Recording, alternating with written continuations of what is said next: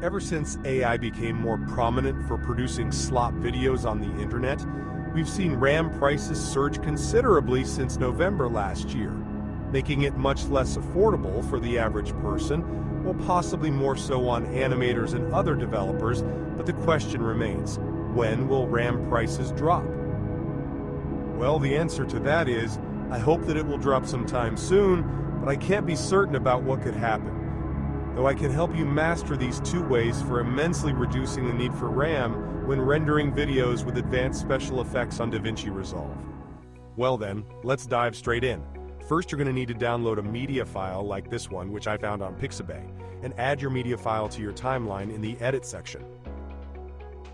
Now for the next part, we will be using Fusion. I'm sure most people probably have more than 8 gigabytes RAM that they can allocate to Fusion, but if you have less than that, then this next part may lag considerably for you. So now that we're in the Fusion page, let's add a median in and a media out, and it's important that we don't connect them just yet. The special effects I'll be using to fill up the RAM is the time stretcher along with the optical flow. Now I'll be quickly doing a rundown for those of you who don't know what the time stretcher node is, but if you're comfortable with how to use it, skip ahead to the next section of the video. So the time stretcher node is more or less what it says in the name. You can change the timing of clips to create slow motion or speed ramp effects, and the optical flow in a simplified way uses vectors between frames to create frame interpolation and smoother results. Now the way we add these is by first adding the time stretcher node to our node tree, and then connecting the output of the optical flow node to the input of the time stretcher node. Now we connect the median in to the optical flow, and finally the time stretcher to the media out. It's important to note that the time stretcher node automatically creates a keyframe at the frame you're currently at. So in this case, I'm at frame 48, and a keyframe of 0 has been created for the source time. Now what this means is that our video will just be stuck at frame 0.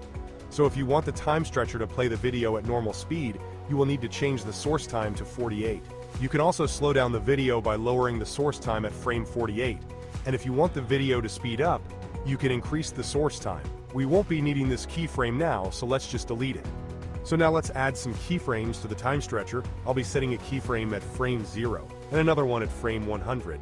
Both of these keyframes will have a source time of 0. Next I'll set another keyframe at frame 300, but I'll change the source time to 200. So what this means is that when my video plays from frame 100 to frame 300, the time stretcher node will increase the time it takes to play the video up to frame 200, which creates this slow motion effect. Now for the optical flow node, we won't need to change any of its settings, so let's now play the video and check for lag. So as you can see, my task manager is showing that DaVinci Resolve is very demanding right now for the RAM and CPU. But there is an easy solution to reducing this, and to do that we need the switch node.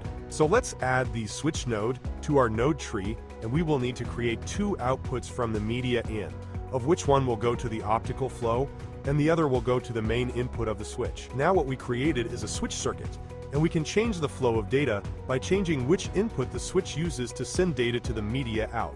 So in this case, our switch node automatically lets the data from media in travel directly to the media out, so it bypasses our time stretcher, which is a good thing, as that means we can keep our time stretcher node inactive from frame 1 to 100 since it isn't being used. So to do this, we can set the input on the switch to be 0 at frame 100, and then change this to 1 at frame 101, which means that you don't have to render any of the data coming from the time stretcher before frame 101, which ultimately saves RAM.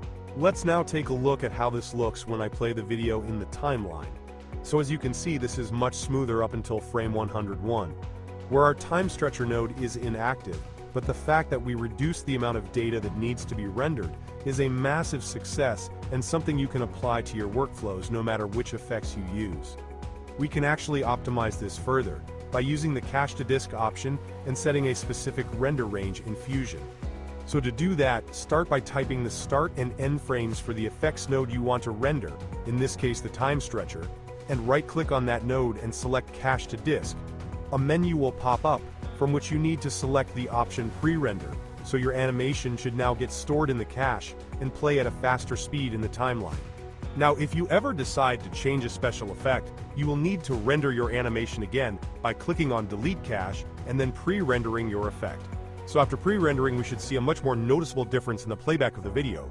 Now, one final thing I want to show you all is how the different methods compare to each other in the Task Manager. So I've loaded up the Task Manager, and I'm showing you how all special effects play using each of the different methods. Firstly with no switch circuit, then just the switch circuit, and then the switch circuit combined with render cache to disk, so you can see how much faster this has become to render.